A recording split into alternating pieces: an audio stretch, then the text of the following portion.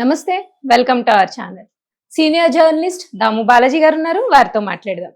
Sir నమస్తే. Sir నమస్తే. Sir, Davos లో సీఎం రేవంత్ రెడ్డి గారు మాట్లాడుతూ అల్లు అర్జున్ దోషి అంటే అల్లు అర్జున్ తప్పు చేశాడు అని వ్యాఖ్యానించారు. సార్, అయితే యాక్చువల్లీ ఈ ఇష్యూ కోర్టులో ఉంది. కోర్టులో ఉన్నప్పుడు ఎవరైనా సరే నార్మల్ గా మాట్లాడేది ఏంటంటే కోర్టులో ఉంది కదా, కోర్టు తెలుస్తుంది అన్నట్టు మాట్లాడతారు సార్. కానీ ఈయన స్పెసిఫిక్ గా మళ్ళీ అల్లు అర్జున్ దోషి అనడంలో మళ్ళీ అల్లు అర్జున్ అరెస్ట్ అయ్యే అవకాశాలు ఉంటాయంటారా? ఇప్పుడు ఇదే చర్చ జరుగుతుంది. ఎందుకంటే దావోస్ లో రేవంత్ రెడ్డి మళ్ళొకసారి అల్లు అర్జున్ తప్పు చేశాడు అని మాట్లాడాడు. యాక్చువల్గా అక్కడ నేషనల్ మీడియా ఆయన అడిగింది, అల్లు అర్జున్ డైరెక్ట్గా ఏం తప్పు చేయలేదు కదా అంటే, దానికి ఈయన మామూలుగా అయితే అవన్నీ కోర్టులో ఉందండి, కోర్టు తెలుస్తుంది, మా చట్టం తన పని తను చేసుకుపోతుందని చెప్తారు ఎవరని. కానీ ఈయన మళ్ళొకసారి అల్లు అర్జున్ తప్పు చేశాడని ఇతనే ఇప్పుడు ముఖ్యమంత్రి అయినా ప్రధానమంత్రి అయినా కూడా ఒక వ్యక్తి తప్పు చేశాడని చెప్పడానికి లేదు, ఆరోపించవచ్చు తప్ప కోర్టులో కేసు ఉన్నప్పుడు కోర్టులో ప్రూవ్ అయితేనే. ముఖ్యమంత్రి అనుకుంటే శిక్ష పడదు, ప్రధానమంత్రి అనుకున్నా శిక్ష పడదు. కోర్టు దోషిగా తేలితే దానికి సంబంధించిన శిక్ష అనేది ఉంటుంది తప్ప మిగతా వాళ్ళు ఎవరు చేసిన ఆరోపణలు కానీ మనం పరిగణించాలి. కానీ ఇక్కడ అల్లు అర్జున్ విషయంలో మొదటి నుంచి కూడా ఏమైందంటే, కోర్టు తన పని తాను చేసుకునివ్వకుండా, చట్టం తన పని తాను చేసుకునివ్వకుండా పాలిటిక్స్ దీంట్లోకి ఎంటర్ అయ్యి పోలీసులు కూడా డైరెక్ట్గా పబ్లిక్ లేక్ వచ్చేసి ఇతను తప్పు చేశాడని నిరూపించడానికి పోలీసులు కూడా ట్రై చేశారు. అల్లు అర్జున్ తప్పు చేశాడని అసెంబ్లీలోనే ఆయన ఒక సీఎం చెప్పడం కూడా విచిత్రంగా అందరికి అనిపించింది. సో దీని వెనక ఏదో కుట్ర ఉంది, దీని వెనక ఆయనకి అల్లు అర్జున్కి ఈయనకి ఏమైనా ప్రాబ్లమ్స్ ఉన్నాయా, లేకపోతే అసలు ఇండస్ట్రీ మీదే ఆయన కోపం ఉంది అనేది కూడా అప్పుడు అందరూ చర్చించుకున్నారు. మళ్ళీ అంతే సడన్గా అది సద్దుమణిగిపోయింది. సో ఇప్పుడు ఈయన మళ్ళీ ఇక్కడ అడిగినప్పుడు ఆయన ఏం చెప్పాడంటే, అల్లు అర్జున్ డైరెక్ట్గా తప్పు చేయలేదని అడిగినప్పుడు విలేకరి, లేదు ఆయనకి 2 రోజులకు ముందే అక్కడికి రావడానికి పర్మిషన్ రద్దు చేశారు, అయినా కూడా వచ్చాడు, అట్లాగే వాళ్ళ సెక్యూరిటీ జనాల్ని తోశారు, ఆ తోపులాట్లో చనిపోయాడని చెప్పాడు. సో ఈ వెర్షన్ని ఎవరు ఎలా నమ్మాలి అనేది ఇప్పుడు మనకు అనేక ప్రశ్నలు దీని మీద ఆల్రెడీ వస్తున్నాయి. ప్రశ్నలు ఏంటంటే, ఎవరికి నిరాకరించారు పర్మిషన్? అల్లు అర్జున్కి నిరాకరించారా, లేకపోతే థియేటర్కి నిరాకరించారా, థియేటర్ వాళ్ళు అల్లు అర్జున్కి చెప్పారా? ఇవన్నీ ప్రశ్నలు ఉన్నాయి. ఇవన్నీ తేలాల్సింది ఇక్కడ కోర్టులో. అవేవి తేలకుండా ఈయన ఎలా చెప్తున్నాడు రేవంత్ రెడ్డి, అల్లు అర్జున్కి పర్మిషన్ నిరాకరించారంటే అల్లు అర్జున్ రావడానికి పర్మిషన్ పెట్టుకున్నాడు, నిరాకరించారన్నట్టుగా ఆయన చెప్తున్నాడు. నిజానికి అల్లు అర్జున్కి అవేం తెలియదు అనేది అల్లు అర్జున్ వెర్షన్. అల్లు అర్జున్ ఏమని చెప్తున్నాడు, నన్నెవరు పర్మిషన్ లేదా అనేది నాకెవరు చెప్పలేదు, పర్మిషన్ ఉందని చెప్పారు.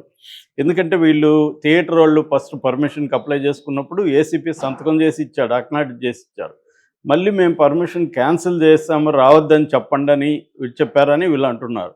ఇవన్నీ తేలాల్సింది. మరి ఫస్ట్ బెయిల్ అప్పుడు అవే పెట్టలేదు వీళ్ళు. సెకండ్ మరి ఈయనకి బెయిల్ రద్దు చేయండి, బెయిల్ ఇవ్వకండి అని చెప్పేటప్పుడు కూడా క్రిమినల్ కోర్టులో ఈ వాదనలు గట్టిగా వినిపించుంటే ఆయనకి అసలు బెయిల్ వచ్చేదే కాదు. మరి అదొకటి. రెండోది, ఆయనకి ఒకవేళ ఆయన పర్మిషన్ లేకుండా వచ్చాడు, వచ్చినప్పుడు అక్కడి నుంచి ఎందుకు తిప్పి పంపలేదు పోలీసులు, థియేటర్లకు ఎందుకు అనుమతి ఇచ్చారు, అక్కడే పంపించేసి ఉండొచ్చు కదా అన్న డౌట్ కూడా వస్తుంది. అంటే రేవంత్ రెడ్డి దీన్ని బయటికి చెప్తున్నాడు కాబట్టి దీని మీద చర్చ వస్తుంది. రేవంత్ రెడ్డి చెప్పకపోతే కోర్టులోనే తేలేది. ఇది ఎప్పుడైతే పబ్లిక్ అల్లు అర్జున్ని దోషిగా నిరూపించాలని కాంగ్రెస్ పార్టీ కావచ్చు, పోలీసులు కావచ్చు ట్రై చేశారో అప్పుడు దానికి కౌంటర్ వాదనలు కూడా వస్తాయి. లేనప్పుడు ఇవన్నీ కూడా తేలాల్సింది ఎక్కడ కోర్టులో. కాకపోతే ఈ మధ్య ఏమైందంటే, ప్రతిదీ కోర్టులో తేలకముందే మీడియా వాళ్ళని, మీడియాలో కావచ్చు, పబ్లిక్లో పొలిటికల్ పార్టీలు కావచ్చు, ఎవరు దోషో చెప్పేసి శిక్షలు కూడా వాళ్ళకి వేసేయడం అనేది జరుగుతుంది. మనకి ప్రతి సంఘటనలో అదే జరుగుతుంది. అసలు అందుకనే చాలాసార్లు జడ్జిలు మొత్తుకుంటున్నారు, మీరు మీడియా ట్రయల్స్ కానీ పబ్లిక్ ట్రయల్స్ కానీ చేయొద్దండి, ఎందుకంటే దాని ప్రభావం జడ్జెస్ మీద కూడా పడుతుంది అనేది చెప్తున్నా కూడా ఇది ఆగట్లేదు, రోజు రోజు పెరుగుతుంది. దీనికి సాక్షాత్తు మీడియా చేస్తుందంటేనా ఒక అర్థం చేసుకోవచ్చు, ఎందుకంటే వ్యూస్ కోసం ఏదో మీడియా చేస్తుంది. సాక్షాత్తు ముఖ్యమంత్రి ఇలా చేయడం అనేది కొంత ఆడుగా అనిపిస్తుంది. ఇక ఇంకొక ప్రశ్న ఏంటంటే, అల్లు అర్జున్ బాల్కనీలో ఉన్నాడు, ఇది జరిగింది కింద అసలు సెక్యూరిటీ లేదని లాయర్ నిరంజన్ రెడ్డి బెయిల్ సందర్భంగా హైకోర్టులో నిరూపించాడు కూడా.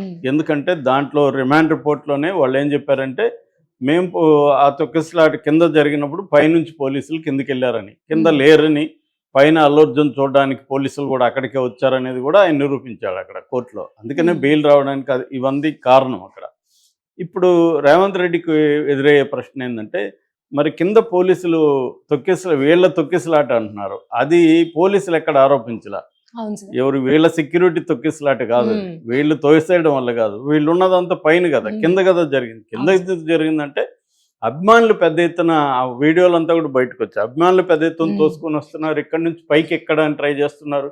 ఈ ప్రజల్లో తొక్కిసలాట కూడా కాదు ఇది. నిజానికి తొక్కిసలాటలో కింద పడి ఆమె చనిపోయింది కాదు, అది జనం ఎక్కువ అవడం వల్ల ఆమెకి సఫికేషన్తో గాలి ఆడలేదు.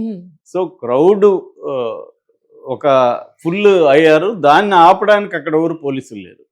ఇది మేజర్ ప్రాబ్లం. సో వీళ్ళు నిజంగా అల్లు అర్జున్ పర్మిషన్ లేకపోతే అతనితో పాటు వీళ్ళు ఎందుకు పోలీసులు బాల్కనీలోకి వెళ్ళారు? అక్కడ అసలు మీకు పర్మిషన్ లేదు కదా, వెళ్ళిపో అని ఎందుకు చెప్పలేదు? ఇవన్నీ ఇప్పుడు రేవంత్ రెడ్డి ఆరోపణలకి బలం కనిపించట్లేదు. అట్లాగే అసెంబ్లీలో రేవంత్ రెడ్డి ఇంత మాట్లాడి నేను పదవిలో ఉన్నంత వరకు పర్మిషన్లు ఇవ్వను, స్పెషల్ రిజర్వ్కి ఇవ్వను, రేట్లు పెంచుకోవడానికి ఇవ్వను అన్న వ్యక్తి మళ్ళీ ఎందుకు పర్మిషన్ ఇచ్చాడు దిల్ రాజుకి? అంటే అక్కడ ఆయన యూటర్న్ తీసుకున్నట్టు క్లియర్ కనిపిస్తుంది కదా. సో ఏదో ఒక ఒప్పందం జరిగింది అన్న ఆరోపణలకైతే బలం చేకూర్చే విధంగా ఆయన ప్రవర్తించినట్టుగా కనిపిస్తుంది. అట్లాగే అల్లు అర్జున్కి ఇచ్చిన బెయిల్ రద్దు కోసం ఈ కేసు అంత స్ట్రాంగ్గా ఉండే అల్లు అర్జున్ దోషని వీళ్ళు అంత గట్టిగా నమ్ముతూ దానికి ఆధారాలు ఉంటే బెయిల్ రద్దు కోసం సుప్రీంకోర్టుకి ఎందుకు వెళ్ళలేదు ప్రభుత్వం? మామూలుగా అయితే బెయిల్ రద్దుకి సుప్రీంకోర్టుకి వెళ్తారు, సుప్రీంకోర్టుకి ఎందుకు వెళ్ళలేదు? అట్లాగే ఇక్కడ కూడా గట్టిగా ఆయన బెయిల్ రద్దు చేయకండి, ఇతనే దోషాన్ని నిరూపించడానికి ఎందుకు ప్రయత్నించలేదు పబ్లిక్ ప్రాసిక్యూటర్ అనేది ఇప్పుడు అందరికీ డౌట్లు వస్తుంది. అట్లాగే అరవింద్ని ఎందుకు అలో చేశారు? ఇప్పుడు అరవింద్ కొడుకు దోషం అని చెప్పి అరవింద్ని సీఎం కలవడం వెనక ఉద్దేశం ఏంటి? మామూలుగా అయితే కలవకూడదు కదా, సో ఎందుకు కలిశాడు? సో అట్లాగే మామూలుగా అయితే ఇప్పుడు అల్లు అర్జున్ వల్ల రేవతి అనే ఆమె చనిపోయింది, వాళ్ళ బాబు హాస్పిటల్లో ఉన్నాడు. సడన్గా 2 కోట్లు ఎట్లా ఇప్పించారు? కోర్టులో కేసు ఉంది, ఆయనకి బెయిల్ మీద బయట ఉన్నాడు. ఆ టైంలో డబ్బులు నువ్వు ఎవరినైతే నీ మీద కంప్లైంట్ ఇచ్చావో వాళ్ళకి డబ్బులు ఎలా ఇస్తారు వీళ్ళు? దాన్ని ఎలా అలో చేశారు? అంటే ఒక పక్కేమో దిల్ రాజు ఆధ్వర్యంలో ఒక ఒప్పందం మీద జరిగినట్టుగా అందరికీ అనిపిస్తుంది. రెండో వైపు ఏమో మళ్ళీ అల్లు అర్జున్ దోషని ఇంటర్నేషనల్ వేదిక మీద చెప్పడంలో ఉద్దేశం ఏంటి? సో ఇది రేవంత్ రెడ్డి మీద అనేక అనుమానాలు ఉన్నాయి. ఇప్పుడు అదే కేసు ఆయన మీద డైరెక్ట్గా వీడియోలోనే దొరికాడు ఆయన డబ్బులు ఇస్తూ రేవంత్ రెడ్డి ఓటుకు నెట్ కేసు. అప్పుడేమో అది కోర్టులో తేలాలి, మీరెవరు చెప్పడానికి, నేను నేరం చేయలేదు అంటాడు. మరి ఇదే అల్లు అర్జున్ అసలు అల్లు అర్జున్కి డైరెక్ట్గా సంబంధం లేదు. అల్లు అర్జున్ ఏంటంటే తన సినిమా చూడడానికి వెళ్ళాడు, దాంట్లో తొక్కిసలాట జరిగింది, దాంట్లో అతని పాత్ర ఏంటనేది కోర్టులో తేలుతుంది. మామూలుగా అయితే ఇదే సిమిలర్ కేసు షారుఖ్ ఖాన్ విషయంలో సుప్రీంకోర్టు ఒక హీరో కానీ స్టార్ కానీ వెళ్ళినప్పుడు క్రౌడ్ కంట్రోల్ అనేది పోలీసుల పని కానీ హీరో పని కాదు అనేది సుప్రీంకోర్టు చెప్పి అతన్ని వదిలేసింది. ఇంకా దాంట్లో షారుఖ్ ఖాన్ టీషర్ట్లు అవన్నీ కూడా విసిరేస్తాడు, అంటే ప్రోయాక్టివ్గా ఉన్నాడు. దీంట్లో అది కూడా లేదు, తను వచ్చి సినిమా చూసి వెళ్ళిపోయాడు. సో ఇక్కడ క్లియర్గా ఏంటంటే థియేటర్ యాజమాన్యం లోపం కానీ లేకపోతే పోలీసుల లోపం కానీ కనిపిస్తుంది. సో వీళ్ళు పోలీసులు నిజంగా థియేటర్ యాజమాన్యానికి చెప్పారా లేదా, చెప్పితే కూడా వీళ్ళు అల్లు అర్జున్కి చెప్పలేదా, ఇవన్నీ కోర్టులో తేలాల్సి ఉంది. కానీ కోర్టులో తేలకుండా మళ్ళీ ఇంటర్నేషనల్ వేదిక నేషనల్ మీడియాతో కూడా మళ్ళీ చెప్పడం వెనుక సో రేవంత్ రెడ్డి ప్లాన్ ఏంటి? మళ్ళీ ఏమన్నా అల్లు అర్జున్ని ఇబ్బంది పెట్టడానికి ప్లాన్ చేస్తున్నాడా అన్నది వస్తుంది. అంటే ఇప్పుడు ఏంటంటే చట్టము కానీ లేకపోతే న్యాయం కానీ ఫెయిర్ అండ్ ఫ్రీ లా అంటారు. అంటే అందరికీ ఫెయిర్గా జరగాలి, ఫ్రీగా ఉండాలి అనేది. కానీ అది ఒక్కోసారి బూత్ మాటలాగా అనిపిస్తుంది. ఎందుకంటే ఆచరణలో ఎప్పుడో జరగదు. ఆచరణలో డబ్బు, పలుకుబడి, అధికారం వీళ్ళ ఉన్న వాళ్ళకి న్యాయం ఒక రకంగా పనిచేస్తున్నట్టుగా కనబడుతుంది. పేదలకి, అధికారం లేని వాళ్ళకి, లేకపోతే ప్రతిపక్షంలో ఉన్న వాళ్ళకి వేరే రకంగా కనిపిస్తుంటుంది. సో ఆ రకంగా ఇక్కడ అందరికీ అర్థమైంది ఈ విషయం. కాకపోతే ఏంటంటే అధికారంలో ఉన్న వాళ్ళు తమకు అనుకూలంగా ప్రతిదాన్ని మలుచుకోవడానికి కోర్టుల్ని కూడా పనిచేయకుండా వీళ్ళే న్యాయం చెప్పేసేయడం, వీళ్ళే తీర్పు చెప్పేసి